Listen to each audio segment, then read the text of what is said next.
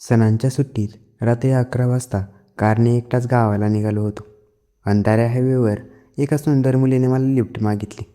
मला वाटलं ती एखादी चेटकीण असेल, पण ती तर माझ्याच कॉलेजची मुलगी निघाली, जिने जंगलाच्या मध्यभागी मला कार थांबवायला लावली आणि बंद गाडीत एका रात्रीत असा रोमॅन्स सुरू झाला जो मी कधीच विसरू शकत नाही.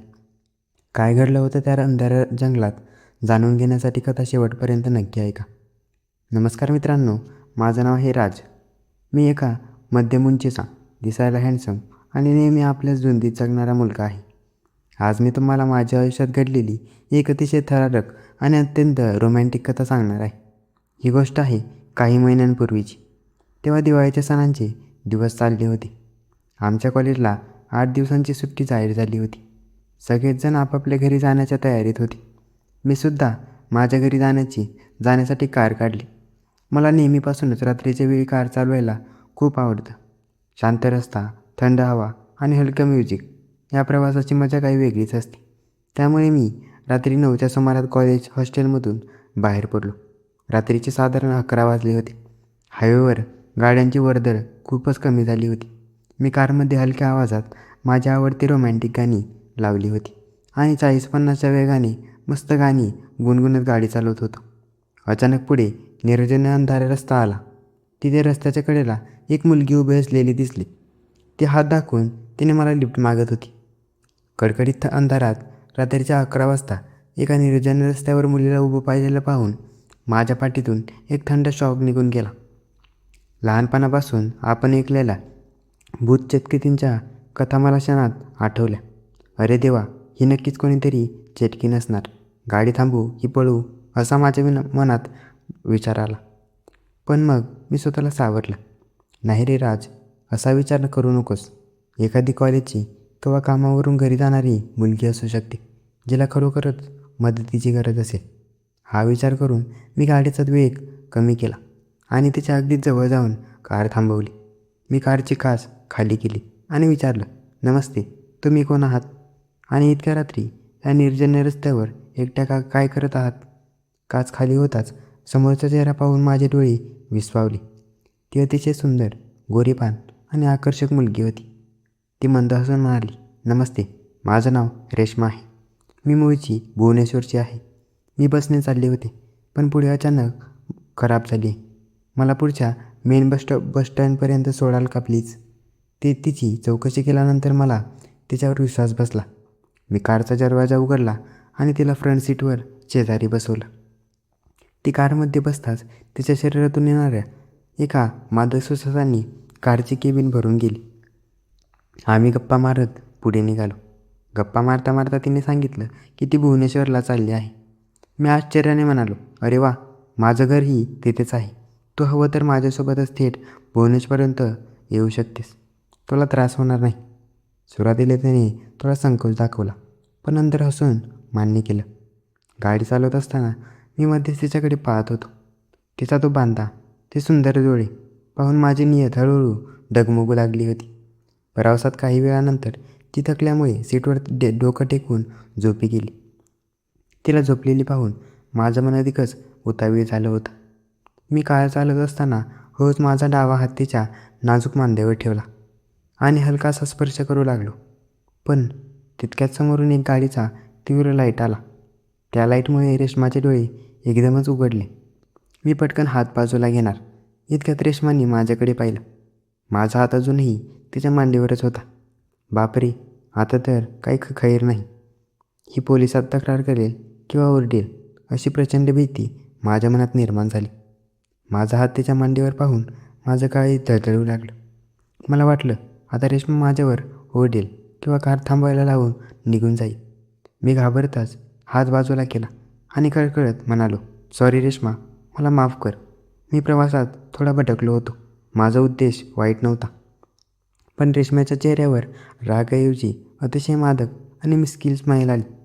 ती हसून माझ्या डोळ्यात पाहत म्हणाली, माफी कसली मागत आहात राज? अशा चुकांना माफी नाही, थेट शिक्षा मिळते. तिचं ते वाक्य ऐकून मी पूर्णपणे चक्रावून गेलो होतो. शिक्षा म्हणजे? मी आश्चर्याने विचारलं.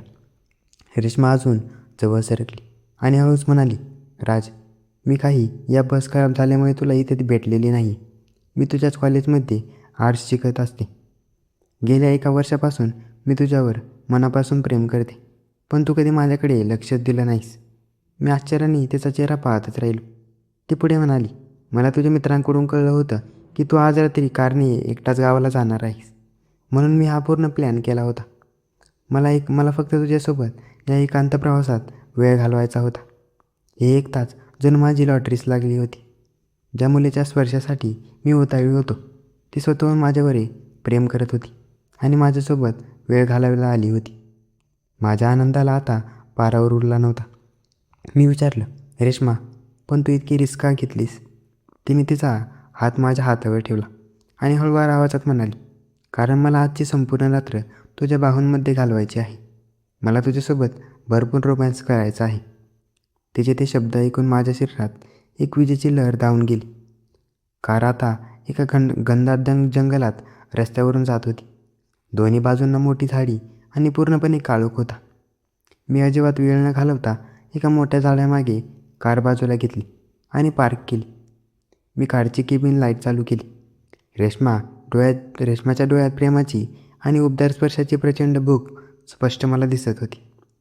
मी तिच्याजवळ सरकलो आणि तिच्या नाजूक गालावर हात ठेवला.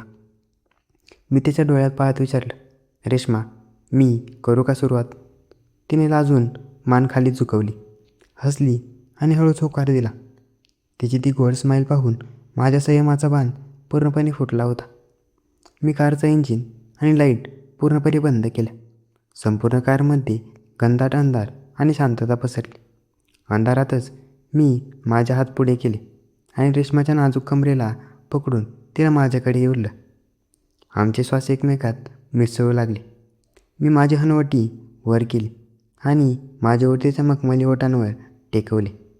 रेश्म्यानेही क्षणाचाही विलंब न करता माझे ओठ आपल्या ओठांमध्ये घट्ट पकडले. जवळपास 10 मिनिटं आमचं ते पहिलं आवेगी चुंबन चालू होतं. तिचे नाजूक हात माझ्या पाठीवरून आणि गळ्यावरून फिरत होते.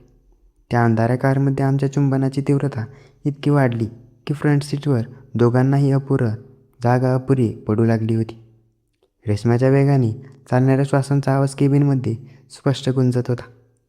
तिने हळूच माझे ओठ सोडले आणि माझ्या कानाजवळ येऊन फुसफुसली, राज, इथे खूप अडचण होते. आपण मागच्या सीटवर जाऊया का?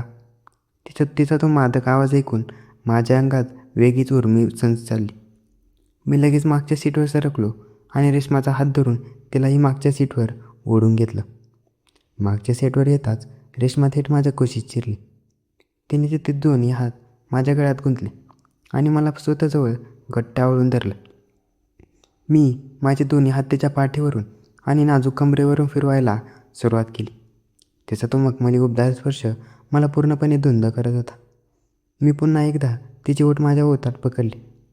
यावेळी आमचं चुंबन आधीपेक्षाही जास्त वेगाने आणि आवेगी होतं. रेश्मा पूर्णपणे समर्पणाने मला साथ देत होती. माझ्या हातालवारपणे तिचे केस, गळा आणि खांद्यावरून फिरत होती. रेश्माच्या तोंडातून हळूच एक नाजूक सिसकिरी बाहेर पडली, राज, नको ना असा सतावूस, अजून जवळ ये. तिचे हे शब्द ऐकून मी तिचं डोकं माझ्या छातीवर ठेवलं आणि तिच्या पाठीवर हलकेच कुरवाळू लागलो. जंगलातील ती शांतता आणि कारच्या आत चाललेला आमचा हा पॅशनेट रोमॅन्स, हा सर्व प्रकार एखाद्या स्वप्नासारखा वाटत होता. तिने हळूच माझी मान वर केली आणि मंद प्रकाशात माझ्या डोळ्यात पाहत म्हणाली, राज, कित्येक रात्री मी फक्त तुझ्या विचार घालवले आहेत. आज जेव्हा तू माझ्या इतक्या जवळ आहेस, मला वाटते ही रात्र कधीच संपू नये. मी तिच्या कपाळावर आणि गालावर प्रेमाचा वर्षाव केला. रेश्माच्या प्रत्येक स्पर्शात तीच माझ्यावरचं अथांग प्रेम स्पष्ट जाणवत होतं. जवळपास अर्धा पाऊण तास आम्ही एकमेकांच्या मिठीत, एकमेकांच्या उष्णतेचा आनंद घेत त्या बंद कारमध्ये पडून राहिलो होतो. बाहेर जंगलात वारा सुटला होता, पण आता आमच्या प्रेमाची धग वाढली होती. पण त्या रात्री सर्वात मोठा सस्पेन्स आणि सर्वात सुंदर क्षण अजून येणे बाकी होता. मागच्या सीटवर रेश्मा माझ्या छातीवर डोकं ठेवून शांतपणे श्वास घेत होती. कारच्या काचेवर बाहेरच्या धुक्यामुळे पाण्याचे थेंब जमा झाले होते. अचानक रेश्माने तिची मान वर केली आणि माझ्या ओठांकडे पाहत हळूच म्हणाली, राज, आता यापुढे मला तुझा दुरावा अजिबात सहन होणार नाही. मला पूर्णपणे तुझं करून घे. तिच्या त्या नशिल्या आणि आवेगी शब्दांनी माझ्या मनातील उरल्यासुरला संयमही पारच तोडून टाकला होता. मी तिला अलवारपणे सीटवर पाडलं आणि दोन्ही हात माझ्या हातांमध्ये घट्ट गुंफले गेले. कारच्या त्या लहानशा विश्वात आमचे श्वास एकमेकात विलीन होत होते. रेशमाच्या ओल्या आणि गरम श्वासाची हुंकार माझ्या चेहऱ्यावर मला जाणवत होती. तिने तिचे डोळे अलवारपणे मिटून घेतले होते आणि माझ्या प्रत्येक स्पर्शाला पूर्णपणे समर्पणाने साथ देत होती. त्या अंधाऱ्या जंगलात मध्यरात्रीच्या शांततेत फक्त आमच्या वेगाने चालणाऱ्या श्वासांचा आणि नाजूक शिस्काऱ्यांचा आवाज गुंजतच होता. रेशमाने माझ्या पाठीवर तिचे नाजूक हात घट्ट आवळले होते. कित्येक महिन्यांची तिची ती ओढ आणि माझं ते प्रेम आज त्या एका रात्रीत पूर्णपणे विलीन झालं होतं. तास दीड तास चाललेल्या त्या प्रेमाच्या वादळानंतर रेश्मा पूर्णपणे शांत झाली आणि माझ्या मिठीत विसावली. मी तिच्या विखुरलेल्या केसांना सावरत तिच्या कपाळावर एक उबदार चुंबन घेतलं. ती मंद हसली आणि म्हणाली, थँक्यू राज.